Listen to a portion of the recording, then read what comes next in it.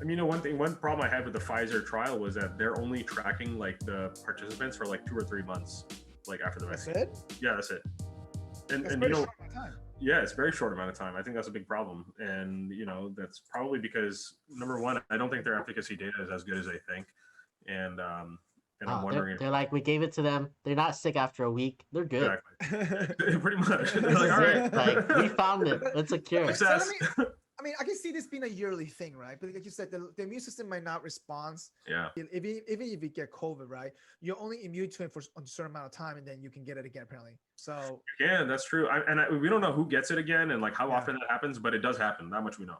Yeah. So there's not enough data with that. No. And so, and in terms of like vaccine, like the immune could wear off, probably, to be honest. So. Yeah. I mean, it does for influenza, and the influenza vaccine when you get a flu vaccine, it's like 20 or 30 like different vaccines, like kind of in a cocktail, because there's this thing called antigenic drift where where the virus changes like year to year. It comes out in different different combinations of proteins. Who's to say the same thing's not going to happen here? That's true. Yeah. That's what I assume is just going to happen. It's going to evolve every year. Yeah. Hey, flu shots are free. COVID shots can be free too. So. Probably. I remember last time I was telling Robert on the last podcast, like I think the last time I got a flu shot was like 10 years ago because I needed a free movie ticket. For a free movie ticket. That's why he got it. That's awesome. And I have friends who are convinced that the flu shot gives you the flu, or like gives you full on the flu.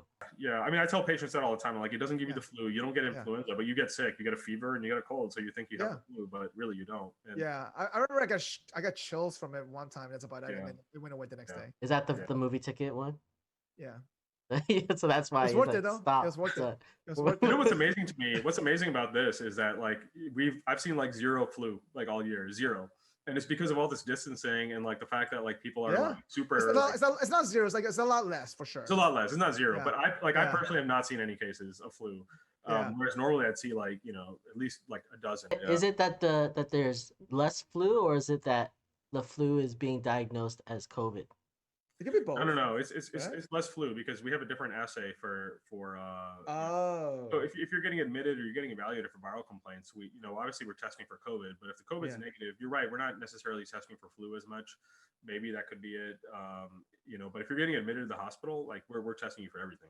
For other viruses, and early on there was a theory that actually having COVID like makes you more likely to have other like viral infections, like a co-infection. That was what some of the data was out of China, but I don't know if that's actually like really been demonstrated here. So I don't know. It's kind of interesting. I'm not sure if the jury's out right now. I think. Yeah. Well, I mean, we'll watch this episode probably a year from now. We be maybe in COVID, 2021 or 2022, or maybe Robert be, the only Will Smith alive. Oh my God! I'll be the only one left. I'm making a podcast for myself. Right.